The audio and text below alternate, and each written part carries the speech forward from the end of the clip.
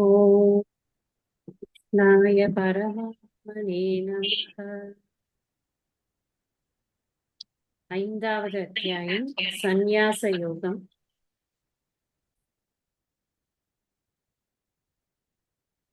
21வது ஸ்லோகம் வரைக்கும் நாம ஏற்கனவே படிச்சிருக்கோம்.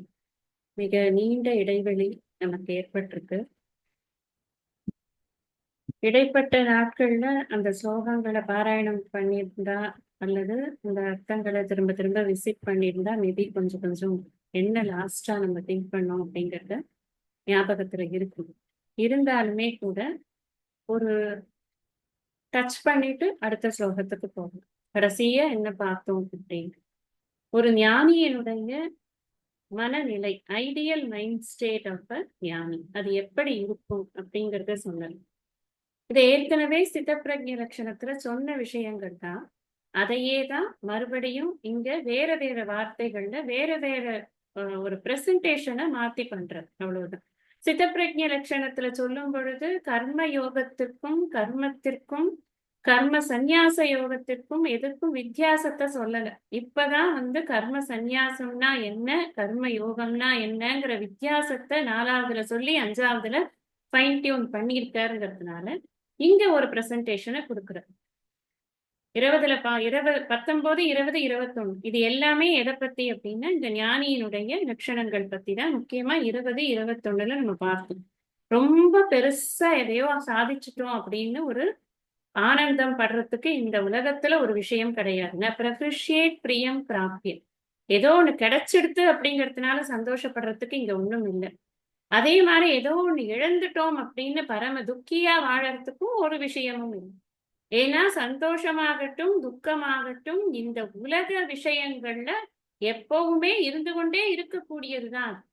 எல்லா பொருள்லையும் இந்த சந்தோஷமும் துக்கமும் கலந்துதான் இருக்கிறது அப்படிங்கிறது தான். அதனால சொல்ற இந்த ஞானி எப்படி இருக்க மாட்டான், பிரியமானதை அடையும் பொழுது ஆஹா எனக்காகவும் இதை கிடைச்சு போச்சு அப்படின்னு அவன் ரொம்ப அதுக்காக ஆனந்தப்பட மாட்டான். ஏன்னா அவனுக்கு நல்லா தெரியும் ஆனந்தத்தின் ஊற்றுக்கண்ணே நான் தான் அப்படின்னு. தானே ஆனந்தத்தின் ஊற்றுக்கண்ணாக இருந்து கொண்டு ஆனந்தம் எங்கேந்தோ வருது அப்படின்னு அப்படி நினைத்து கொண்டு ஒரு பொருளிலிருந்து வரும் ஆனந்தம், ஒரு மனிதரிலிருந்து வரும் ஆனந்தம், ஏதாவது ஒரு ஒரு இடத்திலிருந்து வரும் ஆனந்தம் ஆனந்தமா அப்படின்னு அவன் திங்க் பண்ணுவான். அதனால அவன் எப்பேற்பட்ட ஒரு விஷயம் பிரியத்துக்குரியதாக இருந்தாலும் அது கிடைக்கும் பொழுது ரொம்ப ஆடவும் மாட்டான். துக்கேஷு அனுத்விக்னமனாக சுகேஷு விகத ஸ்பிருக வீத்தராக பயக்ரோதக சிததீர் முனிருச்சியதேன்னு அங்க நம்ம படிச்சிருக்கோம். எங்க 2வது அத்தியாயத்துல சிதப்பிரஜ்ஞ லட்சணத்துல படிச்சிருக்கோம். அதையே இங்க சொன்னார். ந பிரகிருஷ்யேத் பிரியம் பிராபிய நோத்விஜேத் பிராபிய சாப்பிரியம். ரெண்டு தான் கீவேர்ட்ஸ் அந்த ஸ்லோகத்துல 20. ந பிரகிருஷ்யேத் ந உத்விஜேத். ரொம்ப ஒரு பிடித்தது கிடைத்தது என்று ஒரு பெரிய சந்தோஷம் இல்லை. பிடிக்கவே இல்லாதது ஒண்ணு கிடைச்சிருக்கே அப்படிங்கறது, ஒரு வேண்டாத சிச்சுவேஷன்ல நான் இருக்கேங்கிறதுனால எனக்கு பெரிய ஒரு உத்விஜேத் என்ன சொல்றது, அது எனக்கு ஒரு மனதின் ஒரு சோர்வும் எனக்கு கிடையாது. ரெண்டும் கிடையாது. எனக்கு துக்கமும் கிடையாது, எனக்கு சந்தோஷமும் கிடையாது. அதுதான் ஞானியினுடைய மைண்ட் செட். அதே மாதிரி அதனுடைய அது எதனால ஏற்படுகிறது அப்படிங்கிற காரணத்தை தான் 21ல நம்ம பார்த்தோம். பாக்கிய ஸ்பர்ஷேஷு அசக்தாத்மா, ஸ்பர்ஷேஷு அசக்தாத்மா. ஸ்பர்ஷம் ஏற்படுகிறது. ஏதோ ஒரு வெளியில இருக்கக்கூடிய ஒரு பொருளின் மூலமாக எனக்கு ஒரு இன்பம் கிடைக்கிறது அப்படிங்கிற எண்ணம் இருக்கு இல்லையா, அந்த எண்ணத்தை நான் கொண்டிருப்பதில்லை. அசக்த ஆத்மா. அந்த ஆத்மாங்கிறது அந்த இடத்துல மனம்னு அர்த்தம்னு சொல்லியிருக்கேன். மனசு எப்படி இருக்கு அப்படின்னா, எங்கேயோ வெளியிலேந்து வரக்கூடிய ஒரு பொருள் எனக்கு ஆனந்தத்தை உண்டு பண்ணுவதாக இல்லை. நான் தான் ஆனந்தத்தின் ஊற்றுக்கண். நானே ஆனந்த ஸ்வரூபமா இருக்கிற போது எனக்கு எதுக்கு இன்னொரு பொருள் ஆனந்தத்தை கொடுக்கும்? இப்ப நம்ம பிரம்மன் எப்படி இருக்கு அப்படின்னு கேட்டா சச்சித் ஆனந்தம்னு சொல்றோம். சத்துன்னு சொன்னா டக்குன்னு புரியுது. எக்ஸிஸ்டன்ஸ் பிரின்சிபிள், எல்லா இடத்தையும் இருப்பது பிரம்மன் தான் சொன்னா சரி அப்படியா, இந்த மரம் பிரம்மனா, இந்த கல்லு பிரம்மனா, எல்லாம் பிரம்மனா, சரி ஓகே பிரம்மன் பிரம்மன் புரிஞ்சு போயிடுறது. அந்த எக்ஸிஸ்டன்ஸை பார்க்கிறோம், அதனால புரிஞ்சு போயிடுறது. உணர்வுதான் பிரம்மம், சித்தம்சம், எனர்ஜி தான் பிரம்மன். இங்க இருக்கிற அத்தனை எனர்ஜியும் பிரம்மன் தான். இங்க உணர்வு ரூபமாக பிரம்மன் இருக்கிறது அப்படின்னு நம்ம சொல்றோம். அதை கூட புரிஞ்சுக்க முடியாது. ஏன்னா எல்லா இடங்கள்லயும் உணர்வின் வெளிப்பாடு நமக்கு தெரியுது. ஒவ்வொரு விஷயமும் நடக்கிறது இதனாலதான் அப்படின்னு சொன்னா, நடக்கிறது எல்லாத்துலயும் அதுதான் இருக்கா அப்படி, நடக்காத விஷயங்கள்லயும், அதாவது சரம் அச்சரம் எல்லாத்துலயும் அதுதான் இருக்குங்கிறது சத்துல தெரியுது. இந்த நடந்து கொண்டு இருக்கக்கூடிய விஷயங்கள் அனைத்திலும் அதுதான் எனர்ஜியாக இருக்கிறது அப்படிங்கிறது சித்தம்சம் வெளிப்படுறது நமக்கு ஈஸியா புரியுறது. ஆனந்தம் மட்டும் புரியவே புரியாது. சத்து எல்லா இடத்துலயும் நிறைஞ்சிருக்கு, சித்து எல்லா இடத்துலயும் நிறைஞ்சிருக்குன்னு ஆனந்தம் மட்டும் தனியா எங்கேயான டப்பால உட்காந்து இருக்காது இல்லையா? அதுவும் எல்லா இடங்கள்லயும் நிறைந்துதான் இருக்கிறது. அது அது புரியிற போதுதான் இங்க என்ன சொல்றாரு அவர், பிரம்ம யோக யுக்தாத்மா. இந்த பிரம்ம யோக யுக்தாத்மா நான் முதல்ல என்ன அர்த்தம் ஏற்கனவே சொல்லியிருக்கேன் இந்த ஸ்லோகம் உங்களுக்கு. ஸ்ரவண மனன நிதித்தியாசங்களை பூரணமாக பண்ணி பிரம்ம ஞான நிஷ்டையில் இருக்கக்கூடியவன் அப்படி. அந்த ஸ்ரவண மனன நிதித்தியாசனங்கள் அப்படின்னு சொல்லும் பொழுது முறையாக சாஸ்திரத்தை பொறுமையாக குருநாதரிடம் உட்கார்ந்து டேக் டைம் டு டுவெல் இன் த சாஸ்திரா, அதுதான் ரொம்ப முக்கியம். அதை படிச்சு அது நமக்குள்ள போய் அதுக்கப்புறம் அதுல சந்தேகங்கள் இருந்து அந்த சந்தேகங்கள் தீர்ந்து அதே ஸ்மரணையா இருந்து கொண்டு இருக்கக்கூடிய பொழுது அவன் தான் அந்த பிரம்ம யோக யுக்தாத்மா அப்படின்னு ஆகிறான் இல்லையா? அந்த பிரம்ம ஞானத்தில் அவன் திளைத்து இருக்கிறான். அப்படி அந்த அந்த புத்தி இருக்கக்கூடியவனுக்கு என்ன கிடைக்கிறதுன்னு சொன்னார் அவர்? அக்ஷயம். அக்ஷயம்னு சொன்னா, அக்ஷயம்னா குறையிறது, அக்ஷயம்னா என்ன? குறைவே இல்லை. இன்னைக்கு என்ன டே? அக்ஷய திருத்தியை அப்படின்னு சொல்ல. எல்லாரும் நகை வாங்கணும், தங்கம் வாங்கணும், அத்தை வாங்கணும், இத்தை வாங்கணும். இன்னைக்கு முக்கியமா நாம என்ன பண்ணணும் அப்படின்னா, நம்ம படிக்கிற சாஸ்திரத்தை நிறைய படிக்கணும். அக்ஷயமா இருக்கணும் அது நம்ம கிட்ட. எப்பவும் என்றும் நம்மிடம் அழியாத ஒரு விஷயம் எதுன்னா இந்த அறிவு தான் அழியாம இருக்கும். அறிவுனால மட்டும்தான் நம்மளால எந்த பொருளுமே இல்லாம ஹாப்பியா இருக்க முடியும். யோசிச்சு பாருங்க. ஏதாவது ஒரு பொருள் நம்ம கைக்கு வந்தது அப்படின்னா கூட அந்த பொருள் தோஷம் உள்ளதாத்தான் இருக்கும், திருப்தி கொடுக்காததாத்தான் இருக்கும். அந்த பொருள் குறைவான நேரம்தான் இன்பம் தருவதாக இருக்கும். அப்ப அது அதிருப்திகரத்துவம், இது மாதிரி எல்லாம் நம்ம அதுக்கு தோஷங்கள் எல்லாம் பார்த்திருக்கோம். ஒரு பொருளுக்கும் எவ்வளவு தோஷங்கள் இருக்கு, அது எப்படி நமக்கு இன்பத்தை கொடுக்க முடியும் அப்படின்னு. பொருளால் நமக்கு இன்பம் வராது. இப்ப மனிதர்களால வந்துரும் தானே, எனக்கு பிடிச்சவங்க எல்லாம் கூட இருந்தா வந்துரும் தானே. 1 hour கூட தாங்க மாட்டோம் நம்ம. என்ன பிடிச்ச ஆளா இருந்தாலும் சரி, நீங்க பேசி பாருங்க. ஒரு 2 பேர் சேர்ந்து பேச ஆரம்பிச்சா 20வது நிமிஷத்துக்குள்ள சண்டை வந்துடும். இன்னத்தை பெருசா பிடிக்கிறது பிடிக்காதது, 2 மைண்ட் இருந்தாலே வேற வேற தாட்டு தான். அதனாலதான் பகவான் கடைசியில சொல்றார், அவன் ஏகாக்கியா இருக்கணும். அவன் ஏகாக்கி யதசித்தாத்மா நிராஷீர் அபரிக்கிரக. அவன் எப்படியெல்லாம் அவனுக்கு அந்த இது கொடுக்கணும், அந்த இது அவனுடைய ஸ்டேச்சர் எப்படி இருக்கணும் அப்படின்னா அரதிர் ஜன சம்சதி சொல்றாரு கடைசி. அதனால இந்த இந்த இந்த பிரம்ம யோக யுக்தாத்மா அப்படிங்கிற அந்த ஞானத்தில் நிலை பெற்றவன் அப்படின்னு புரிஞ்சுக்கோங்க. ஞானத்தில் நிலை பெற்றவன் இன்னொரு விஷயத்தினாலோ இன்னொரு பொருளினாலோ இன்னொரு இடத்தினாலோ இன்னொரு மனிதராலோ அவனுக்கு இன்பம் ஏற்படுவதில்லை என்பதை நன்றாக உணர்ந்தவன் பூரணமான அந்த ஞானத்தில் அவன் அமைதி பெறுகிறான். அதுதான் அங்க ரொம்ப முக்கியமானது.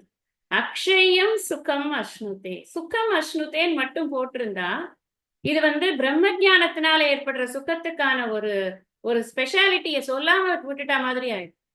மத்த சுகம், ஐஸ்கிரீம் சாப்பிட்டா கூட தான் சுகமா இருக்கு, நல்லா பட்டுப்புடவை கட்டிண்டா கூட தான் சுகமா இருக்கு, பிடிச்சவங்களை போய் பார்த்தா கூட தான் சுகமா இருக்கு, ஒரு ஊருக்கு போனா சுகமா இருக்கு. அக்ஷயம் சுகமா அது? அதான் இங்க கேள்வி. அது அக்ஷயம் சுகம் அல்ல, அது க்ஷயமாகக்கூடிய சுகம். அது கொஞ்ச நேரம் தான் இருக்கு இல்லையா? அதனால இங்க என்ன சொல்றார்? அக்ஷயம் சுகம். அதாவது அதனாலதான் சொன்னேன், அந்த சுகம்ங்கிறதுக்கு இந்த இடத்துல பூர்ணத்துவம் அப்படின்னு அர்த்தம் அதுக்கு. எப்பவுமே இந்த ஞானிக்கு ஒரு விஷயம் நல்லா தெரிஞ்சிருக்கு. அது என்ன அப்படின்னா, இந்த உலகத்துல எந்த ஒரு சிச்சுவேஷனையும் மாத்த முடியாது. அது மாத்துறதுக்காக நாம இங்க வரல. பர்சனை மாத்த முடியுமா? மாத்த முடியாது. பொருளை மாத்த முடியுமா?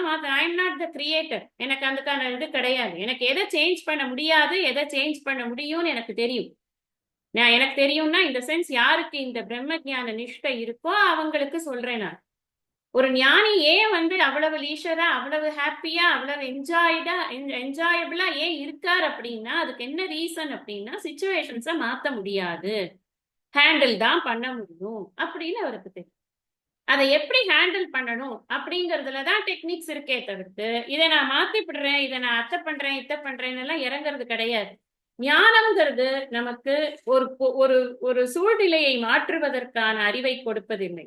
சூழ்நிலையை எப்படி ஏற்றுக்கொள்ள வேண்டும், எப்படி ஹேண்டில் பண்ணணும் அப்படிங்கிறதுக்கான அறிவைத்தான் கொடுக்கும். அப்ப எனக்கு என்ன வேணும் அப்படின்னா, எனக்கு என்ன இப்ப ஞானம் கிடைச்சாச்சு அப்படின்னு சொன்னா என்ன வீட்டுல அப்படியே தூக்கி உனக்கு 2 சேர் போடுறேன்ப்பா எக்ஸ்ட்ராவா, மேல ஏறி உக்காந்துக்கோ அப்படின்னு சொல்ல போறாங்கன்னு நினைக்கிறீங்களா? எல்லாம் கிடையாது. இன்னும் அதிகமான எக்ஸ்பெக்டேஷன்ஸ் இருக்கும். நாம எப்படி ஒரு சுச்சுவேஷனையும் ஹேண்டில் பண்றோங்கிறத கூர்ந்து பார்க்கக்கூடிய ஒரு தன்மை இருக்கும். நம்மளோட பேச்சுகள் அதிகமாக விமர்சிக்கப்படும், நம்முடைய நடவடிக்கைகள் விமர்சிக்கப்படும், முன்னாடி இல்லைனாலும் பின்னாடியாவது. ஆனாலும் ஞானத்தில் நிலை பெற்றிருந்தால் இந்த விமர்சனங்கள் நம்மை குறைக்காது, நம்மளுடைய உற்சாகத்தை குறைக்காது. பாராட்டு நம்மை ந பிரகிருஷ்யே, என்ன வந்து அப்படியே உன்னை போல கிடையாதுப்பா, உன்ன மாதிரி யாரும் இல்லைன்னு சொன்னா என்ன சொல்லிட்டாங்க ஜாலிதான் அப்படின்னு தூக்கி மேல ஏறிக்காது மைண்டு. இது ரெண்டுமே நடக்காது. ஏன்னா ஞானம் என்ன கொடுக்கறது, முக்கியமா ஞானம் என்ன பேலன்ஸ கொடுக்கறது. எனக்கு தெரியும் இந்த உலகம் அனித்தியம், இந்த உலகத்துல இருக்கிற அத்தனையும் அனித்தியம், இன்பமும் அனித்தியம். இந்த இன்பத்தை தாண்டி நான் இந்த உலகத்துல வாழ போறது கிடையாது, இருக்கிறது இல்ல. நான் இங்க வந்திருக்கிறது என்னை உணர்வதற்கும், நானே ஆனந்தத்தின் ஊற்று. திருப்பி திருப்பி இது வரைக்கும் 4 தடவை சொல்லியிருக்கேன், நீங்க நல்லா அதை ஞாபகம் வச்சுக்கோங்க. நானே ஆனந்தத்தின் ஊற்று. ஊற்று எங்கேயான போய் வேற ஒரு இதை கேட்குமா? யாவான் அர்த்த உதபானே சர்வத சம்ப்ளுதோதகே தாவான் சர்வேஷு வேதேஷு பிராமணசிய விஜானத்தக 2வது அத்தியாயத்துல படிச்சிருக்கோம் இல்லையா? நான் தான் ஆனந்தமா இருக்கேன்னா எனக்கு போய் ஆனந்தத்துக்காக இன்னொரு சோர்ஸை நான் தேடுறதா என்ன? உதப்பானேன்னா என்ன?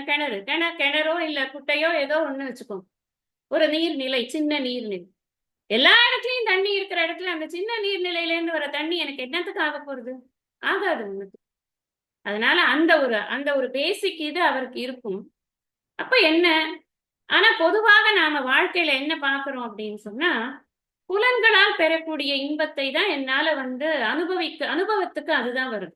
நானே ஆனந்தத்தின் ஊற்று 10 வாட்டி சொன்னா கூட என்னால அதை அனுபவத்துக்கு கொண்டு வர முடியாது. நானே ஆனந்தத்தின் ஊற்றுன்னு சொல்லிட்டு நான் வந்து என்னோட போட்டோ பார்த்து ஹீன்னு சிரிச்சுட்டு இருந்தா தூக்கின்னு போய் இதுல போட்டுருவாங்க. வா, அதுக்குன்னு ஒரு ஆஸ்பத்திரி இருக்கு, வந்து அங்க வேணா உட்காந்து போட்டேன்.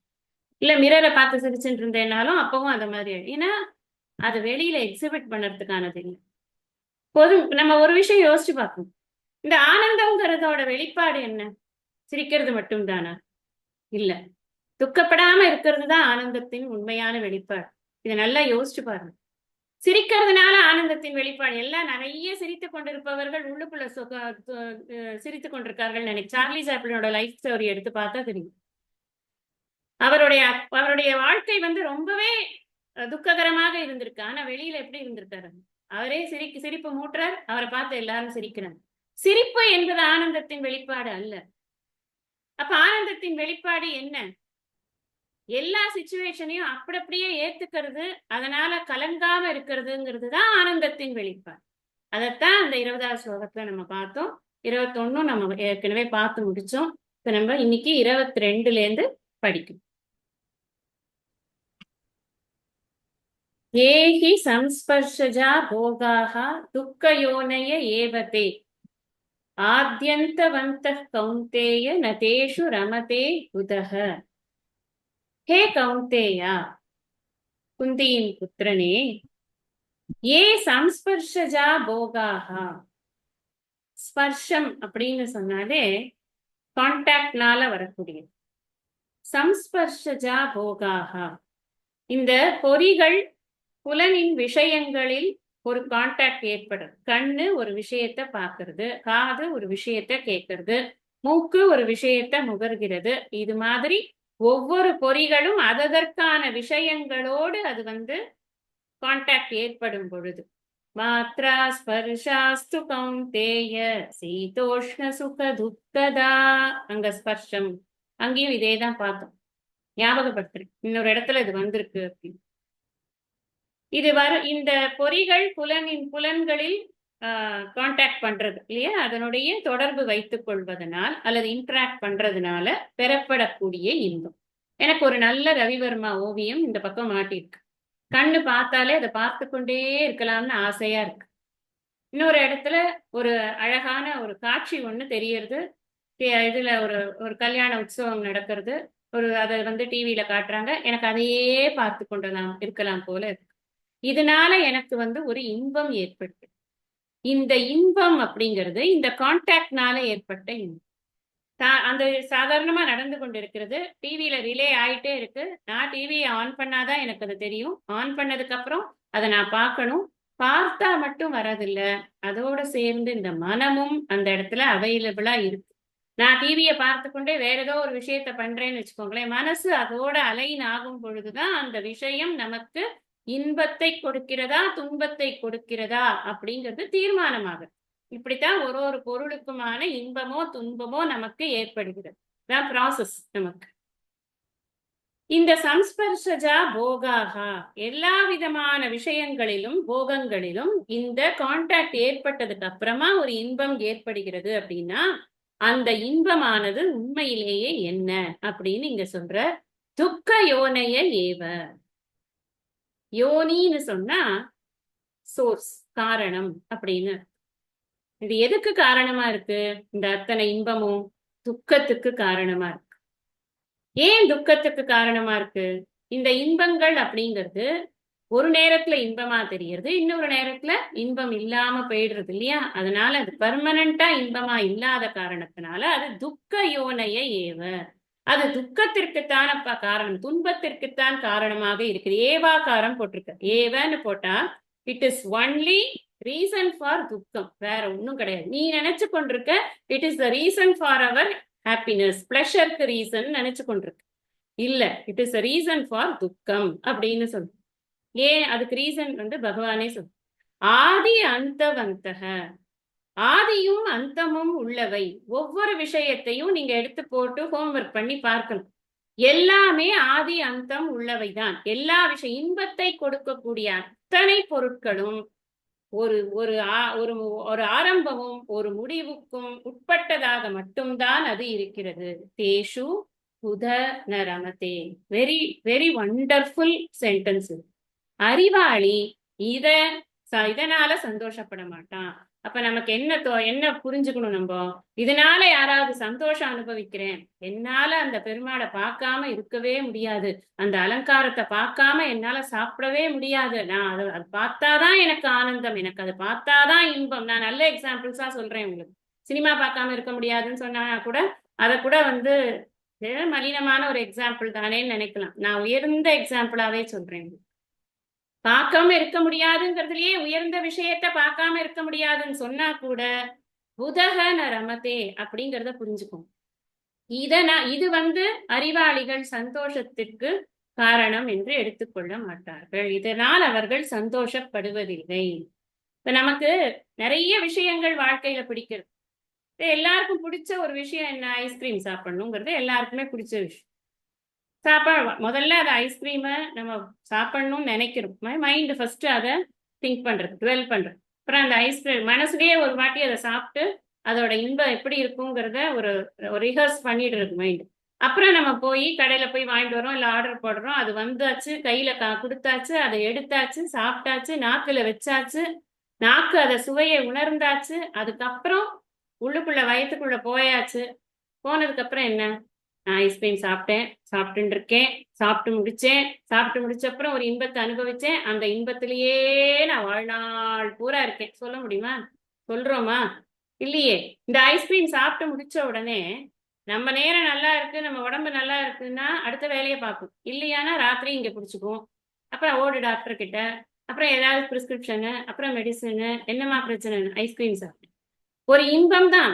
ஐஸ்கிரீம் சாப்பிடுறதுங்கிறது ஒரு இன்பம் தான். அந்த இன்பம் எதற்கு வித்திட்டு செல்கிறது அப்படின்னு சொன்ன, நான் முன்னாடியே சொன்னேன், ஆசை என்பது அடுத்த ஆசைக்கு வித்திட்டு செல்வதுதான். ஆசையோட இதுவே அதுதான், அதனுடைய பிரபாவமே அதுதான் அப்படின்னு சொல்லியிருக்கேன்.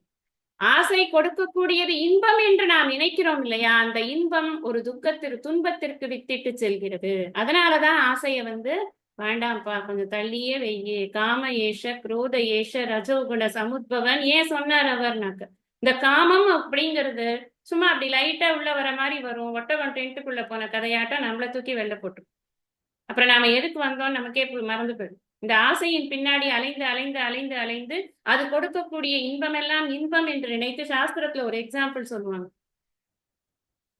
இந்த நாய் எலும்பு துண்டை கடிக்குமா, அந்த எலும்பு துண்டை கடிக்கிறச்சே அதனுடைய ரத்தம் தான் வெளியில வரும். அதுவே சுவையா இருக்குமா, அதுக்கு அது என்ன நினைத்து கொண்டிருக்குமா, இந்த எலும்பு துண்டுனால எலும்பு துண்டுக்குள்ளதான் அந்த ரத்தம் இருக்கு, அதுதான் இவ்வளவு சுவையா இருக்குன்னு நினைத்து கொண்டு எலும்பு துண்டை தேடி தேடி போய் கடிக்கும். அப்படித்தான் இந்த மனிதர்கள் ஆசையின் பின்னால் அலைந்து அலைந்து ஒவ்வொரு பொருளாக ஒவ்வொரு விஷயமாக ஆசை தீருமா தீருமா நினைத்து கொண்டு இருக்கிறார்கள். எதனால இந்த ஆசையை இங்க நிந்திக்கப்படுகிறது? இங்க நிந்திக்கிறதுக்கு ஒவ்வொரு இடத்துலயும் ஆசையை ஒவ்வொரு விதமாக நிந்திக்கிறோம். இந்த இடத்துல என்ன ரீசன் போட்டிருக்கார், ஆதி அந்தவந்தக, இது அனித்தியமான சுகத்தை கொடுக்கிறது. முதல்ல இந்த பொருளே அனித்தியம். எந்த பொருள் நித்தியமாக இருக்காதோ அந்த பொருளால் வரக்கூடிய சுகம் மட்டும் எப்படி நித்தியமாக இருக்க முடியும்? லாஜிக்கலா யோசிச்சு பாருங்க. ஒரு மனுஷன் நம்மளோட இருக்கார் அப்படின்னு சொன்னா அது என்ன உறவா இருந்தாலும் சரி, நித்திய சுகம் கொடுக்கறது கிடையாது. நம்மளா நினைச்சுக்க முடியாது, ஆஹா அதுதான் சுகம், அவர்களோடு இருப்பதுதான் சுகம், கிடையவே கிடையாது. ஏன்னா வெரி வெரி இது லௌகீகமான ஒரு ஒரு தாட்ல நீங்க பார்த்தா கூட 10 நிமிஷம் கூட ஒரு ஹாப்பியா பேசிட்டு இருக்கக்கூடிய ஒரு அமைப்பு என்பது இருக்கவே இருக்காது. ஏதோ மைண்ட்ல டிஃபரன்ஸ் வரும், உடனே ஒரு சண்டை வரும். அதெல்லாம் சண்டையும் சச்சரவும் புலவர்களின் பரம்பரை சொத்துன்னு எல்லாம் சொல்லிட்டு இருக்க முடியாது. சார், இது இன்பம் கொடுக்கலங்கிறது அட்லீஸ்ட் உண்மைதானே. அது இன்பம் கொடுக்கல, அது துன்பத்தோடு தான் இருக்கிறது எந்த உறவாக இருந்தாலும். அப்ப அந்த உறவு என்பது நமக்கு இன்பத்தை எப்பொழுதும் கொடுக்கும் என்று நாம் நினைத்து கொண்டிருப்பது சரியா தவறா அப்படின்னு யோசிச்சா அது மகா தவறு. எதுவாக இருந்தாலும் ஆதி அந்தவந்தக அப்படிங்கிறது தான் அங்க முக்கியம். நம்ம நினைத்து கொண்டிருக்கோம் நிறைய விஷயங்களை நாம அனுபவிப்பதற்கு நமக்கு ரொம்ப சக்தி வேணும் அப்படின்னு, நிறைய பொருட்களை சேர்க்கறதுக்கு சக்தி வேணும், நிறைய விஷயங்களை அனுபவிக்கிறதுக்கு சக்தி வேணும் என்னெல்லாம் நம்ம நினைத்து கொண்டிருக்கோம். ஆனா உண்மையான விஷயம் என்ன தெரியுமா, நிறைய விஷயங்களை விடுவதற்கு தான் நமக்கு சக்தி வேணும். தியாகே நைக்க அமிர்தத்வம் ஆனசுகும் நான்ய பந்தா வித்யதே அயனாய, இதெல்லாம் உபனிஷத் வாக்கியங்கள். இதை தவிர வேற வழி இல்லப்பா, விட்டுடும் எல்லாத்தையும்.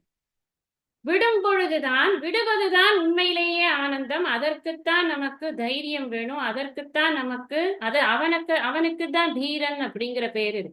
இந்திரியங்களுடைய கட்டுப்பாட்டில் என்னை நான் வைத்துக் கொண்டிருப்பது அப்படிங்கிறது அதமம். நான் இந்திரியங்களை கட்டுப்படுத்துகிறேன் அப்படிங்கிறது தான் உத்தமம். அப்போ நான் இந்திரியங்கள் எதுக்கெல்லாம் ஆசைப்படுறதோ, என்னெல்லாம் வேணும்னு கேட்கறதோ, அது எல்லாத்தையும் நான் கொடுத்து கொடுத்து கொடுத்து அதை சேஷியேட் பண்ணிக்கொண்டே இருப்பேன். காலம் பூரா இதையே பண்ணுவேன்னு சொன்னா இந்த காலம் விரயம் தானே ஆகும். அதனாலதான் சொல்றார், இது நித்தியமான சுகத்தை தருவதில்லை, இது அனித்தியமானது, அனித்தியமான சுகத்தை தருகிறது அப்படின்னு. நீங்க அனித்தியம்ங்கிறத யோசிச்சு பாருங்க. ஒரு பர்சனை நம்ம ஒரு குறிப்பிட்ட நேரத்துல நமக்கு பிடிக்கிறது, நமக்கு ஏதோ மூட் அவுட்டா இருக்கிறச்சு அவர்களோட நம்மளால இன்டராக்ட் பண்ண முடியும். பிடிச்சவங்களா இருந்தாலும் சரி, நம்ம கொஞ்ச நேரம் வேண்டாம்னு நினைக்கத்தான் பார்க்கணும். யாருமே வேண்டாம் எனக்கு, நான் கொஞ்ச நேரம் I want to be my self, எனக்கு வேண்டாம், யாரும் கொஞ்ச நேரம் பேசாதீங்க, இது எல்லாருடைய லைஃப்லயும் நடக்கிறது தானே. நமக்கு கொஞ்சம் மூடு சரியில்லைன்னா எத்தனை பிடிச்சவங்களா இருந்தாலும் அவங்க கிட்ட நம்மளால பேச முடியாது. அப்ப அது எப்படி பிடிச்சவங்க, அது இன்பம் தருதுங்கிற லிஸ்ட்ல எப்படி கொண்டு வந்து வைக்கிறது, அவங்கள வைக்க முடியாது. ஒரு குறிப்பிட்ட வயசுல ஒரு விஷயம் பிடிக்கிறது, அடுத்த கொஞ்சம் வயசு ஆக ஆக அந்த விஷயத்துல நமக்கு மாறுபாடுகள் வரும், அந்த ப்ரிஃபரன்சஸ்ல நமக்கு மாறுபாடுகள் வரும். ஒரு நேரத்துல பிடிச்ச கலர் இன்னொரு நேரத்துல பிடிக்கல, ஒரு வயசுல பிடிச்ச டிசைன் இன்னொரு வயசுல பிடிக்கல. நீங்க நகையெல்லாம் ஏன் பின்ன மாத்துறாங்க எல்லாரும்? எல்லா நகையும் உடஞ்சு போய் தான் மாத்துறாங்களா? இல்லையே, டிசைன் பிடிக்கல. நான் அதுவும் தங்கம் தான், வாங்க போறதும் தங்கம் தான், போட்டுக்க போறது என்னவோ ஒரே விஷயம்தான், ஆனா மாத்துறோம். ஏன் மாத்துறோம்? ஒரு நேரத்துல பிடிக்குது, இப்ப எனக்கு பிடிக்குது. சோ எனக்கு பெர்சன்னு பார்த்தாலும் ஒரு ஒரு சமயம் பிடிக்கிறது, ஒரு சமயம் பிடிக்கல. பொருள்னு பார்த்தா ஒரு சமயம் பிடிக்கிறது, ஒரு சமயம் பிடிக்கல. வயசுன்னு பார்த்தா ஒரு வயசுல ஒண்ணு பிடிக்கிறது, இன்னொரு வயசுல அது பிடிக்கல. அதே மாதிரி எக்ஸ்பீரியன்ஸ் ஆங்கிள் பாருங்க. ஒரே எக்ஸ்பீரியன்ஸ் தான். எனக்கு ஒரு ஒரு கால சூழ்நிலையில அந்த எக்ஸ்பீரியன்ஸ் ரொம்ப பிடிக்கிறது. எனக்கு வந்து மழை சமயத்துல எனக்கு மழையா இருக்கிற சமயத்துல எனக்கு வெளியில போய் நிக்கணும்னு ஆசையா இருக்கு. ஆனா எனக்கு உள்ளுக்குள்ள கோல்டு இருக்கு. அப்ப நான் போய் வெளில நிக்க முடியும். எனக்கு ஆசையா தான் இருக்கு. எனக்கு பிடிக்கும். ஆனா இப்ப என்னால பிடிக்க முடியும். எனக்கு பிடிச்ச எக்ஸ்பீரியன்ஸையே என்னால சில சமயம் தான் அனுபவிக்க முடியுது. சில சமயம் அனுபவிக்க முடியாது. அது இன்பத்தை இப்ப தருமா?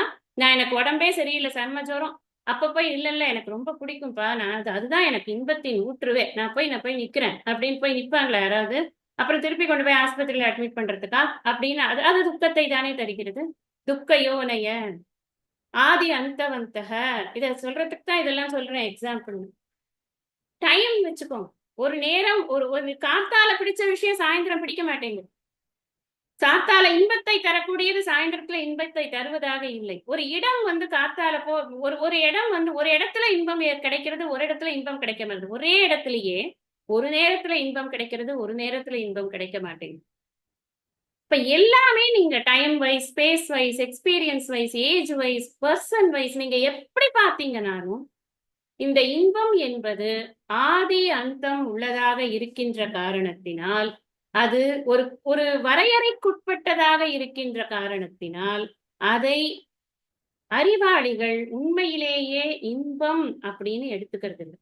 அதை என்ன சொல்றாங்க அப்படின்னு சொன்னா அது துக்க யோனைய, அது துக்கத்தை கொடுப்பதாகத்தான் இருக்கிறது அப்படின்னு.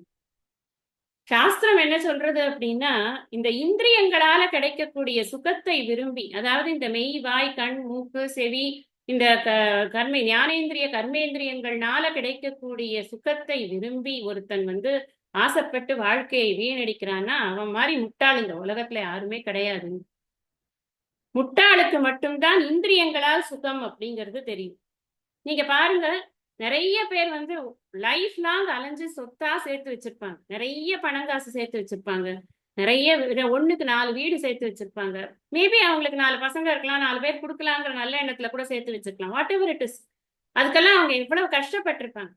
அவங்களோட எண்ணங்கள்லாம் என்ன இருக்கும்? பிற்காலத்துல இது நமக்கு இன்பத்தை தரப்போகிறது, இன்பத்தை தரப்போகிறது. இதுதான் எனக்கு பெரிய ப்ரொடெக்ஷன், இதுதான் எனக்கு சொத்து, இதுதான் எனக்கு செக்யூரிட்டி அப்படின்ற ஆசையில நகையும் பணமும் பொருளும் குவித்து குவித்து குவித்து வைத்துக் இருக்கக்கூடியவர்கள் யாராக இருந்தாலுமே சரி, லாஸ்ட் டே லாஸ்ட் வீக் வச்சுக்கோங்களேன், அவங்களுக்கு தெரியுமா சுத்தி யார் இருக்காங்கன்னாலும் தெரியுமா? அவங்க யாரோட பேசுறாங்கன்னாலும் தெரியுமா? யார் அவங்களை சேர்ந்தவர்கள், அவர்கள் யாரை சேர்ந்தவர்கள், இதெல்லாம் தெரியுமா? ஒண்ணுமே தெரியாது.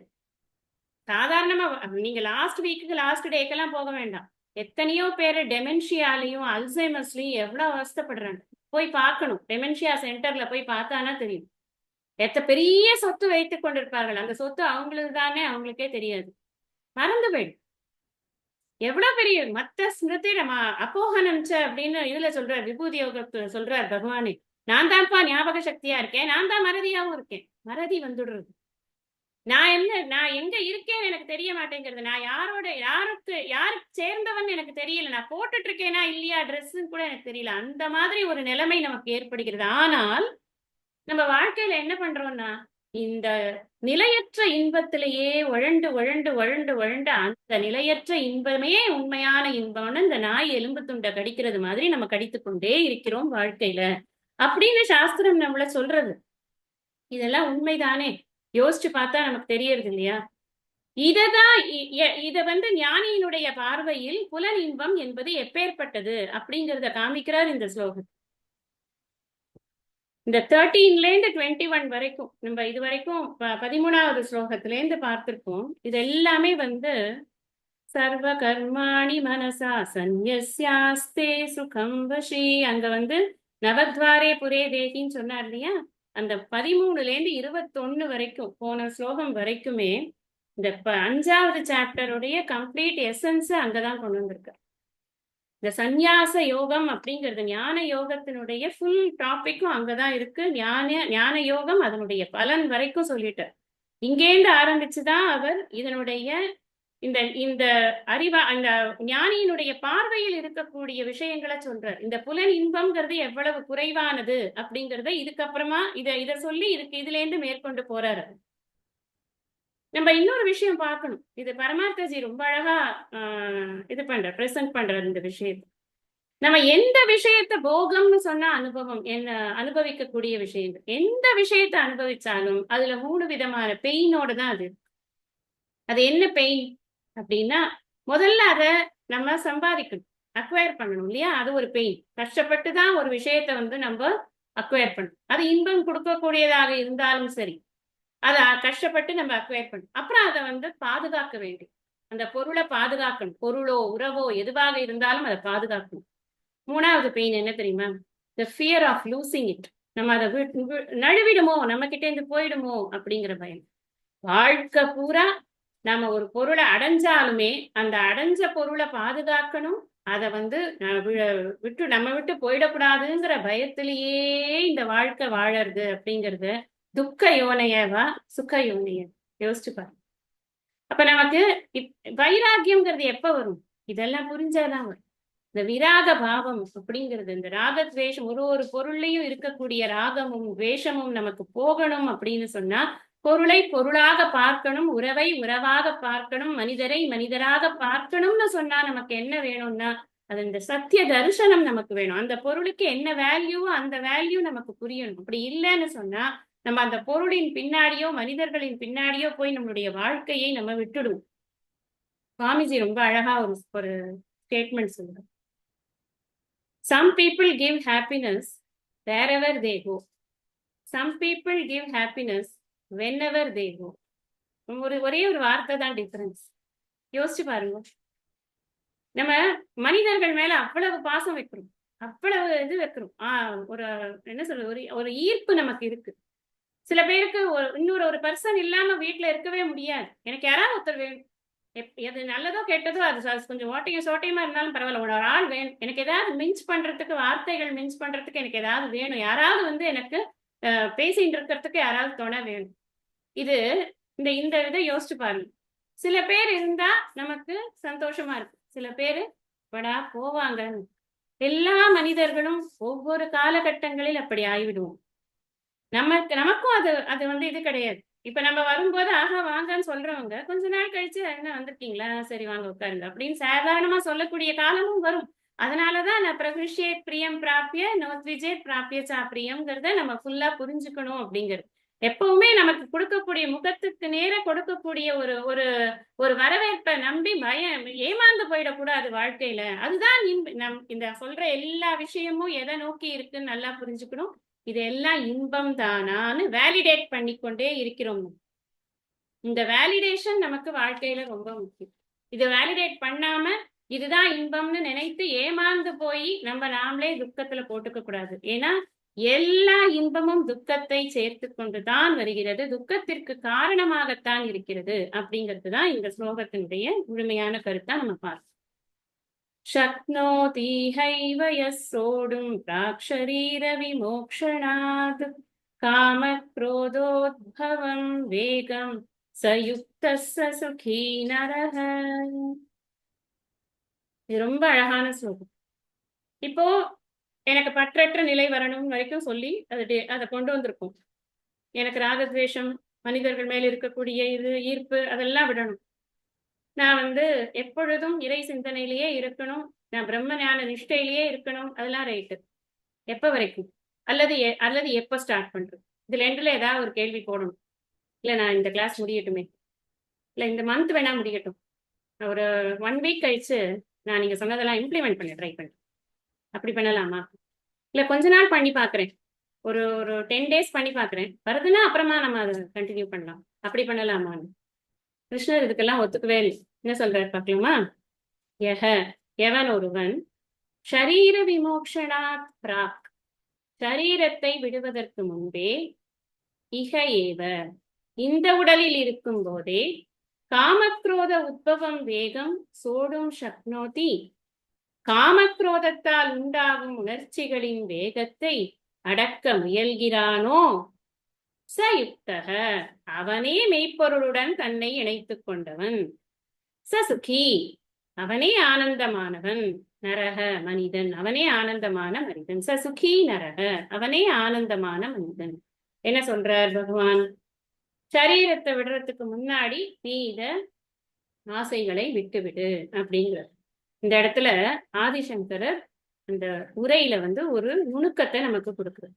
இப்ப சரீரத்தை விடுறதுக்கு முன்னாடின்னு சொன்னா, நாளைக்கு போறோம்னா இன்னைக்கு விட்டுலாமா? டாக்டர் சொல்லிட்டார், சாரி ஒண்ணுமே பண்ண முடியாது, அப்ப நம்ம இன்னைக்கு விட்டுலாமா? அவர் சாரி ஒண்ணுமே பண்ண முடியாதுன்னு சொல்ற போது நமக்கு அவர் சாரி தான் சொல்றாருன்னே நமக்கே தெரியாது. எப்படி விடுறது? அப்புறம் பக்கத்துல இருக்கிறவங்க தான் பார்த்து கொண்டிருப்பாங்க, அழுது கொண்டிருப்பார்கள், ஏதோ ஒரு அவர்களுடைய உணர்ச்சிகளை வெளியிட்டு கொண்டிருப்பாங்க. நம்மளால விட முடியுமா? முடியாது. இப்ப பிராக் ஷரீர விமோக்ஷனாத்தன, பிராக்குன்னா முன்னாடிங்கிறது தான் அர்த்தம்.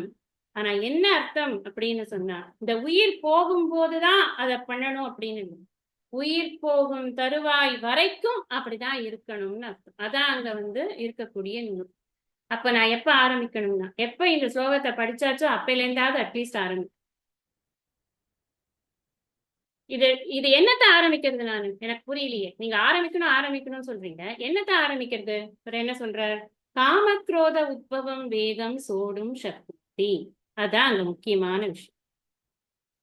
காமக்ரோதம் புது வார்த்தையா? இல்ல, காமம் மற்றும் குரோதம். காம ஏஷ குரோத ஏஷல இருந்து பார்த்துட்டு ஆசை மற்றும் கோபம். இந்த ஆசை மற்றும் கோபம் உத்பவம். உத்பவம்னா என்ன? அது உண்டாக்குகின்ற, என்னத்தை உண்டாக்குறதா? வேகத்தை உண்டாக்கு. எப்படியாவது இந்த ஆசையை நான் தீர்த்து கொள்ள வேண்டும், எப்படியாவது அவனை நான் தண்டிக்க வேண்டும், பழி வாங்க வேண்டும். இது ரெண்டு தானே, இந்த காமம் குரோதம், இது ரெண்டும் கொடுக்கக்கூடியது என்ன அப்படின்னா இது ரெண்டு தான், இந்த ரெண்டு உணர்ச்சிகள் தான். இது வாழ்க்கை பூராவும் எல்லா வகைகள்லயும் எல்லாரிடமும் இது ஏற்பட்டு கொண்டு இருக்கிறது. ஏன்னா காமம்ங்கிறது தான் வந்ததுன்னா தன்னை மாட்டம் வராது, எல்லாரையும் கூட்டிட்டு தான் வரும், அது படையோட தான் வரும். அந்த ஆறு பகை என்பது நமக்கு ஒரு படை. அந்த படையோட வரும் பொழுது அது எல்லா தீய குணங்களையும் தன்னோடு இணைத்து கொண்டு வருகிறது. நாம இப்ப வெகுளாமையில பார்த்து கொண்டிருக்கிறோம், சினத்தை எப்படி நாம கையாளணும் அப்படிங்கறதெல்லாம். இப்ப இந்த காமமும் இந்த குரோதமும் வாழ்க்கை பூரா நமக்கு இருந்து கொண்டு நமக்கு பிரச்சனையை கொடுத்து கொண்டுதான் இருக்க போகுது. ஏன் அப்படின்னா, இந்த ராகம்ங்கிறது எனக்கு இதனாலதான் இன்பம், இவர் தான் எனக்கு இன்பத்திற்கான ஒரு சோர்ஸ் அப்படின்னு நினைச்சு நான் ஒருத்தர் மேல பிரியம் வைக்கிறேன், அல்லது ஒரு பொருளின் மேல பிரியம் வைக்கிறேன். அந்த பொருள் இருந்தாதான் என்னால இன்பமா இருக்க முடியும், அந்த இடத்துலதான் என்னால இன்பமா இருக்க முடியும், அந்த நேரத்துலதான் நான் இன்பமாக இருக்க முடியும். விதவிதமா ஏன் சொல்றீங்க அப்படின்னாக்க, நீங்க எல்லாத்தையும் டிஃபரன்ஸ் பாருங்க. டைம், ஸ்பேஸ், பர்சன், அதுக்காக ஒன்னொன்னு சொல்றேன் உங்களுக்கு. இதனாலதான் நான் இன்பம்னு நினைக்கிறேனே, அது என்னோட மிஸ்கன்செப்ஷன். நானா நினைச்சு கொண்டிருக்கேன் அப்படி. அந்த பொருளோ அந்த இடமோ அந்த மனிதரோ எனக்கு இன்பத்திற்கான காரணமே கிடையாது. இந்த ராகம் என்பதே என்னோட மிஸ்கன்செப்ஷன். ராகம் என்றால் பற்று இல்லையா? இது என்னோட மிஸ்கன்செப்ஷன். இந்த இன்னொருத்தரை பார்த்தா இவங்களோட இனிமே பேச்சுவார்த்தையை வச்சுக்கூடாது, இவங்க எனக்கு பெரிய மகா துரோகம் பண்ணிட்டாங்க, இது இந்த பொருள் எனக்கு உதவவே உதவாது, இந்த இடமே மோசமான இடம், இப்படியெல்லாம் நான் சில விஷயங்களை பத்தி நினைக்கிறேனே, இது எல்லாம் துவேஷம். அந்த துவேஷமும் என்னோட மிஸ்கன்செப்ஷன். ஃபர்ஸ்ட் ஆஃப் ஆல் நம்ம ஒரு விஷயத்தை புரிஞ்சுக்கணும். ஒரு ஞானியானவன் ஞானத்தை பெற்ற பிறகு இந்த ராகத்திற்கும் தேசத்திற்கும் மனதில் சுத்தமா இடம் கொடுக்காம உலகத்தை உள்ளபடி ஏற்றுக்கொள்ள பழகிக்கணும். ஒவ்வொருத்தர் ஒவ்வொரு மாதிரி தான் படைக்கப்பட்டிருக்கார். நான் வள்ளுவம் வகுப்புலயே உங்களுக்கு சொன்னேன், என்ன மாதிரி இன்னொருத்தர் நிச்சயமாக இருக்க முடியாது. என்னுடைய உருவத் தோற்றம் மாதிரி இன்னொருத்தருடைய உருவத் தோற்றம் நிச்சயமாக இருக்க முடியாது. அப்போ என்னுடைய மனம் மாதிரி இன்னொருத்தருடைய மனம் மட்டும் எப்படி இருக்க முடியும்? நான் ஏன் அதை எதிர்பார்க்கிறேன்? அது என்னோட தவறான எதிர்பார்ப்பினால ஏற்படுகிறது. அதனாலதான் ராகமும் துவேஷமும் நமக்கு ஏற்படுகிறது. அதனால நான் உலகத்தை குறை சொல்லிக் கொண்டே இருக்கேன் எப்ப பார்த்தாலும். அது சரியில்லை, இது சரியில்லை, அவங்க சரியில்லை, இவங்க சரியில்லை. நான் எந்த உறவையும் இங்க போட்டு உங்களுக்கு சொல்லணும்னு அவசியம் இல்லை, உங்க எல்லாருக்கும் நன்னா தெரியும் அந்த உறவுகள்ல என்னென்ன சிக்கல்கள் இருக்குன்னு. சோ அதுக்குள்ளெல்லாம் நான் ரொம்ப போகிறது கிடையாது. பொதுவாகவே சொல்கிறேன், எல்லாத்தையும் பொதுவான வார்த்தைகள் தான் உபயோகப்படுத்தி சொல்வேன். சும்மா ஜோக்குக்காக வேணும்னா நாத்தனார் மாமியார் அப்படிலாம் பேசலாம், பட் அதெல்லாம் எனக்கு உடன்பாடு. என்னை பொறுத்தின வரைக்கும் எந்த உறவாய், ஆபீஸ்ல எடுத்துக்கோங்க, ஆபீஸ்ல எடுத்துட்டா கூட எந்த ஒரு பர்சன் எதுவா இன்னொரு பர்சன்னாலே நமக்கு ஒரு டிஃபரன்ஸ் ஆஃப் ஒப்பீனியனுக்கு நிறைய சான்சஸ் இருக்கு. ஒரு நேரம் பிடிக்கும், ஒரு நேரம் பிடிக்காது, பட் எல்லாமே என் மனதின் கற்பனைகள். என்னோட மனதின் கற்பனைகள் தான் இந்த ராகமும் துவேஷம். நான் இந்த இந்த உலகம் எப்படி படைக்கப்பட்டிருக்கிறதோ படைக்கப்பட்ட விதமாக அதை பார்க்க கற்றுக்கொண்டேன் அப்படின்னு சொன்னா எனக்கு இந்த மனசுல இந்த சஞ்சலம்ங்கிறது கட்டாயம் வரவே வராது. எப்ப எனக்கு வந்து இந்த சஞ்சலம் ஏற்படுகிறது அப்படின்னு சொன்னா எனக்கு இந்த புலன்களின் மீது உள்ள ஈர்ப்பு ஜாஸ்தி ஆகும் போது புலன்களினால் இன்பத்தை நான் தேடும் பொழுது எனக்கு சஞ்சலம் ஏற்படுகிறது. இந்த வேகம் ஏன் ஏற்படுறது? இந்த வேகம்ங்கிறது என்ன? இவர் ஏன் வந்து காமக்ரோத உத்பவம் வேகம் அப்படின்றது? வெளியில இருந்து ஒரு பொருள் மூலமாக நான் இன்பத்தை அனுபவிக்கணும் அப்படிங்கிற போது நான் அதுக்கு அவசரப்படுறேன். நான் அதை உடனே பண்ணணும்னு நினைக்கிறேன். அதை எப்படியாவது தக்க வச்சுக்கணும்னு நினைக்கிறேன். அதுக்கு நான் எல்லா பாடும் படுறேன். யாரை வேணாலும் நான் எதிரியாக்கி கொண்டு அந்த பொருளை அடையறதுக்கு நான் முயற்சி பண்றேன். நான் எதுக்காக பண்றேன்னா நான் அது இன்பத்தை தரும் என்ற நினைப்பில் பண்ணுகிறேன். அது துக்க யோனைய ஏவங்கிறது எனக்கு தெரியுது. தெரியாததுனால நான் என்ன பண்றேன்? புலன் இன்ப நாட்டத்தில் அதிகமாக இருக்கும் பொழுது நான் தவறு செய்கிறேன். இப்ப வாழ்க்கையோட குறிக்கோள் புலன் இன்ப நாட்டமா? யோசிக்கணும். புலன்களை அனுபவிப்பதற்காகத்தான் இவ்வளவு கஷ்டப்பட்டு இந்த மனித பிறவியை நம்ம பெற்று வந்தோமானா இல்ல. புலன் அடக்கம்தான் நம்முடைய வாழ்க்கையின் குறி. இந்த 4 புருஷார்த்தங்களுடைய இது என்ன? பர்பஸ் என்ன? எதுக்காக இந்த 4 பரம்பொருள் இன்பம் வீடுங்கிறது எதுக்காக கொடுத்தது அப்படின்னு இந்த புலன்களை சரியான வழியில் உபயோகிப்பதற்காகத்தான் முதல்ல அறத்தை கொடுக்கும். அதுக்கப்புறம் பொருளை கொடுக்கு. அதுக்கப்புறம் இன்பத்தை அறத்தோடு பொருளை உபயோகித்து நீ இன்பத்தை அனுபவிக்க வேண்டும் அப்படிங்கிறதுக்காக அதை கொடுக்கும். வீடு பேருதான் நமக்கு நம்மளுடைய லட்சியமாக இருக்க வேண்டும் அப்படிங்கிற போது இந்த வேகம்ங்கிறது எப்ப வருதுன்னா அந்த லட்சியத்திலிருந்து என் மனமானது விலகும் பொழுது எனக்கு இந்த வேகம்ங்கிறது வருது. அது எதனால வருதுன்னா ராகத்வேஷத்தினால வருது. நான் எப்பவும் ஹாப்பியா இருக்கிறேன் அப்படின்னு சொன்னா எனக்கு என்ன வேணும்? நீங்க உங்களுக்கு ஒரு கொஸ்டின் வரும், அது வரணும். எனக்கு இந்த பிரச்சனையெல்லாம் எல்லாமே எப்பவுமே நான் ஹாப்பியா இருக்கணும். அதுக்கு மட்டும் நீங்க என்னன்னு சொல்லுங்க ஃபர்ஸ்ட். அப்படின்னு இந்த உடல் மனம் புத்தியை ஜெயிக்கணும். முதல்ல உடல் மனம் புத்தியை யார் ஜெயிக்கிறோமோ அவர்களால் மட்டும்தான் எப்பொழுதுமே இன்பமாக இருக்க முடியும். காரணம் என்ன? இன்பம் இந்த புறத்திலிருந்து வரக்கூடியது அல்ல, இது அகத்தில் இருக்கக்கூடியது. நான் தான் இன்பத்தின் ஊற்று அப்படிங்கிற விஷயம் நானே ஊற்றுக்கண்ணாக இருக்கிறேன். அதனால் எனக்கு இன்னொரு சோர்ஸ் தேவையில்லை, நான் தான் சோர்ஸ் அப்படின்னு தெரிஞ்சதுன்னா என்ன ஆகும்னா அடங்கும் மனசு. இந்த வேகம்ங்கிறதுக்கு வேகத்தை எப்படி நீங்க குறைப்பீங்க? பிரேக் போட்டு தானே குறைக்கணும். இந்த வேகம்ங்கிறது வேகம் அப்படின்னா என்ன? வேகமா அதை வந்து நம்ம எப்படியாவது அடையணும்னு நினைக்கணும். இப்ப ஷட்டரை திறந்து விட்டாதான் தண்ணி வேகமா பாயும். ஷட்டரை க்ளோஸ் பண்ணிட்டா என்ன ஆகும்? தண்ணி பாயாது. இப்ப ஷட்டர் யார்கிட்ட இருக்கு? என்கிட்ட தான். ஷட்டருங்கிறது என்னது? அறிவு, பிரம்ம ஞானத்தை பற்றிய அறிவு. நான் தான் அந்த பிரம்மனாக இருக்கிறேன், நான் தான் தூய உணர்வுங்கிறதுக்கான அறிவு.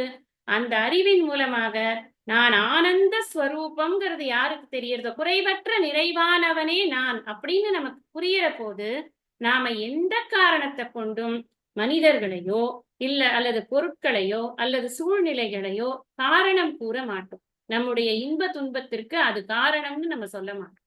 எந்த இடத்துல இருக்க சொன்னாலும் இருக்க முடியும் நம்மளால. எந்த சூழ்நிலையிலையும் நம்மளுடைய அமைதி கெடாமல் இருக்க முடியும். சிரிச்சுக்கிட்டு இருக்கணுங்கிறது நான் திருப்பியும் அதை தான் சொல்றேன். வெறும் சிரிப்பு மாத்திரமே அதற்கு ஒரு குறியீடுன்னு வைத்துக் கொள்ள வேண்டாம். ஒண்ணுமே சிரிக்கலனா கூட அமைதி இருக்கா மனசுல, அது யாருக்கு தெரியும்? வெளியில எப்படிங்க தெரியும்? தன்னெஞ்சறிவது பொய்யது. அதனாலதான் சுவாமிஜி அடிக்கடி சொல்லுவார், ஒரு ஞானிய இன்னொரு ஞானியாலதான் புரிஞ்சுக்கும். சாதாரண மக்களால ஒரு ஞானியை புரிஞ்சுக்க முடியாது. அவர்களுடைய செயல்களை மற்றவர்கள் விமர்சனம் தான் செய்வார். ஏன்னா அவர்களிடத்திலிருந்து அவர்களை பார்ப்பார். அதுக்காக ஞானி வந்து கவலைப்படுவாரான்னு என்ன பண்ண முடியும்? அவங்களுக்கு ஞானம் வரட்டும்னு பிரார்த்தனை பண்ணுவார். என் வார்த்தை இல்லை இதெல்லாம், சுவாமிஜியோட வார்த்தை. அப்படிதான் சொல்லுவாரு. அவர்களுக்கு ஞானம் வரட்டும்னு நாம பிரார்த்தனை பண்ணலாம். அதுக்கு மேல என்ன பண்ண முடியும்? ஞானம் என்பது என்னை எந்த சூழ்நிலையாக இருந்தாலும் அதை ஏற்றுக்கொள்வதற்கும் அதை அப்படியே உள்ளபடி எடுத்துக்கொள்வதற்கும் என்னை பழக்குகிறது. அதுதான் அந்த ஞானத்தினுடைய ஒரு பெருமை. அதுதான், வேற ஒண்ணும் கிடையாது. இப்ப நமக்கு வந்து வெளி விஷயங்கள்ல மனசு போகக்கூடாது. அப்ப நான் இப்பதான் சொன்னேன், எப்பவுமே ஹாப்பியா இருக்கணும்னா உடல் மனம் புத்தியை ஜெயிக்கணும். உடல் மனம் புத்தியை ஜெயிக்கணும்னா அதுக்கு முக்கியமானது என்னன்னா அதை கட்டுப்பாட்டுல வச்சுக்கணும். என் கட்டுப்பாட்டில் என்னுடைய இந்திரியங்கள் இருக்கணும். நம்ம நல்லா யோசிச்சு பாருங்க. இந்த கட்டுப்பாட்டுக்குள்ள இருக்கக்கூடிய சுகம் இருக்கு இல்லையா? அந்த சுகம் வந்து உண்மையிலேயே நல்ல சுகமாக இருக்கு. ரிலேட்டிவ் பிளேன்ல கூட சொல்றேன். ஒரு ரிலேட்டிவ் பிளேன்ல கூட கட்டுப்பாட்டோட ஒரு சுகம் இருக்கு அப்படின்னு சொன்னா, அந்த சுகம் உண்மையிலேயே கொஞ்சம் அனுபவிக்க தகுந்த சுகமாக இருக்கு. கட்டுப்பாடே இல்லாம இருக்கு அப்படின்னா, அந்த சுகம் நமக்கு சுகம் தந்தாலும் கூட, அதனால் நமக்கு அதிகமான மன வருத்தங்களும், உடல் வருத்தங்களும் தான் உண்டாகும். நம்ம பிறனில் விழையாமையில என்ன பார்க்கிறோம்? நீ எளிதென இல்லிரப்பான் அப்படின்னு ஒரு குறள். நமக்கு ரொம்ப ஈஸி தான் அதை அடையிறது அப்படின்னு நினைச்சு நம்ம போகலாமான்னா போகக்கூடாதுங்கிற. ஏன் போகக்கூடாது? இப்படி போய்க்கொண்டே இருந்தால் உன்னுடைய மனம் கட்டுப்பாடு இழந்து போகும், உன்னுடைய உடல் கட்டுப்பாடு இழந்து போகும், நீ வியாதியில மாட்டிக்குவ. அதே கட்டுப்பாடோடு இருக்கக்கூடிய ஒரு இல்லறத்தில் அதே சுகம் உனக்கு கிடைக்கிறது. அந்த சுகத்தை நீ தொடர்ந்து அனுபவிக்கலாம் என்றால் அந்த சுகம் நான் இதெல்லாம் ரிலேட்டிவ் பிளேன்ல சொல்றேன். அப்சல்யூட்ல சுகம்ங்கிறது இந்த சுகமும் சுகம் அல்லதான். ஆனா ரிலேட்டிவ் பிளேன்ல கூட கட்டுப்பாடு என்பது நமக்கு சுகத்தை கொஞ்சமாவது அனுபவிப்பதற்கு தகுதியானதாக்கி தருகிறது அப்படின்னு நான் சொல்ல வரேன். இப்ப உண்மையான இன்பம் அப்படிங்கிறது என்ன? நான் இந்த வெளிப்புறத்திலிருந்து வரக்கூடிய ஒரு விஷயத்தினால் எனக்கு இன்பம் கிடைப்பதில்லைங்கிற அறிவு இருக்கே, அதுதான் உண்மையான இன்பம். நமக்கு அந்த வெளிப்புறத்தில் இருக்கக்கூடிய விஷயங்கள்ல கூட நம்ம கட்டுப்பாடு இல்லாம அந்த இன்பத்தை அனுபவிக்க போனோம்னா, வள்ளுவர் சொல்றார், வீயா விழுமம் தரும். பற்றற்றேம் என்பார் படிற்றொழுக்கம் எற்றென்று ஏதம் பலவும் தரும். இப்படிலாம் படிச்சிருப்போம் நம்ம. நம்ம அந்த அந்த இதுல இருந்து இறங்கிட்டோம் அப்படின்னு சொன்னா நமக்கு இன்பம் வருகிற மாதிரி இருக்கிறது. ஆனால் அந்த இன்பமானது இந்த துக்க யோனையே அதை விட்டுறாதீங்க. திருப்பி திருப்பி நான் போய் அதை பிடிச்சு கொண்டு வரேன் உங்களுக்கு. எதுக்குன்னு அதை விட்டுறக்கூடாது. இந்த இந்த இந்த போர்ஷன் எல்லாம் நமக்கு ரொம்ப அவசியமான போர்ஷன். ஏன்னா இது வந்து ஒரு இல்லற ஞானிக்காகவே சொல்லப்பட்டிருக்கு. இல்லறத்தில் இருக்கும் பொழுதுதான் நமக்கு நிறைய டிஸ்டர்பன்சஸ் இருக்கு. நீங்க வந்து ஒரு சந்நியாச ஆசிரமம் எடுத்துக்கொண்டு அவர் இருக்காருன்னா கூட அப்ப கூட இந்த ரிலேட்டிவ் டிஸ்டர்பன்சஸ் எல்லாம் கம்மி தான். ஆனா நமக்கு வந்து பாசத்தை காட்டலம்பாங்க ஒருத்தர் வந்து எனக்கு நீ இதை பண்ணல, எனக்கு இதை செய்யலம்பாங்க, எனக்கு நீ இதை என் மேல அக்கறை காட்டலம்பாங்க. இந்த பாசம், அக்கறை இதெல்லாம் வந்து இந்த வார்த்தைகள் எல்லாம் நமக்கு ஒவ்வொருத்தர்கிட்ட ஒவ்வொரு மீனிங் இருக்கும். அந்த ஒவ்வொரு மீனிங்கையும் நீங்க சாட்டிஸ்ஃபை பண்ண முடியுமான்னா முடியவே முடியாது. அதனாலதான் சொன்னார் கிருஷ்ணர், நியத்தம் குரு கர்மத்தும். I love this that shloka. நீங்க அது ரொம்ப முக்கியம். அது உன் கடமையை பண்ணு. நீ உனக்கு நியத்தம் குருக்கர், உனக்கு என்ன நியமமோ அதை பண்ணு போறோம். என்ன பொசிஷன்ல இருக்க நீ வாழ்க்கையில அந்த பொசிஷன்ல பண்ணு. நீ மனைவியா இருக்கியா, மனைவியின் கடமையை செய். நீ அப்ப உன் மகளாக இருக்கியா, மகளின் கடமையை செய். நீ அது எதுவா இருக்கியோ அதோட அந்த கடமையை மாத்திரம் செய். ரொம்ப எல்லாம் அப்படியே எக்ஸ்டெண்ட் பண்ணணும்னு அவசியம் இல்லை. அதனாலதான் பரதர்மம் பயாவகம். நான் வந்து நான் மருமகளா இருக்கேன், அதே சமயத்துல மகளாவும் இருப்பேன் அப்படின்னு சொன்னா practically it is not possible. You can either B எ மருமகள் ஆர மகள். அதற்கு அந்தந்த ஸ்தானத்துக்குன்னு ஒரு வேலை இருக்கு. அந்த வேலை தான் நம்ம செய்ய முடியும். நான் இது சொல்றதுனால நம்ம அந்த அந்த ஆட்டிடியூடே இருக்கக்கூடாதா? அப்படி ஆட்டிடியூடு வேற, செயல்பாடு ரெண்டுத்துலயும் நிறைய வித்தியாசம் இருக்கு. மனசுல என்ன என்ன என்ன வச்சுக்கணும் அப்படின்னா எல்லார் மீதும் அன்பும். நான் எனக்கு என்ன உறவா இருந்தாலும் சரி, அன்பு ஒரே மாதிரிதான் இருக்கும். ஏன்னா எனக்கு வித்தியாசமே கிடையாது. சமத்துவ பாவம்ங்கிறது தான் இந்த ராகத்வேஷத்தை விடும் பொழுது நமக்கு ஏற்படக்கூடிய முதல் பாவனை என்னன்னா சமத்துவ பாவம் தான். அப்ப நம்ம கர்மயோகத்திலேயே என்ன பாக்குறோம்? சமத்துவம் யோக உச்சியத்தே, அதைத்தானே பாக்குறோம். அதனால நமக்கு நம்மளுடைய கடமையை நாம பலனை எதிர்பார்க்காமல் செய்து கொண்டிருந்தோம்னு சொன்னா இங்க நமக்கு அந்த பாவனையானது நமக்கு நிச்சயமாக கிடைக்கும். அப்படிங்கிறது மேற்கொண்டு இருக்கக்கூடிய ஸ்லோகங்களின் கருத்துக்களை நாம அடுத்த சத்சங்கத்துல படிக்கலாம்.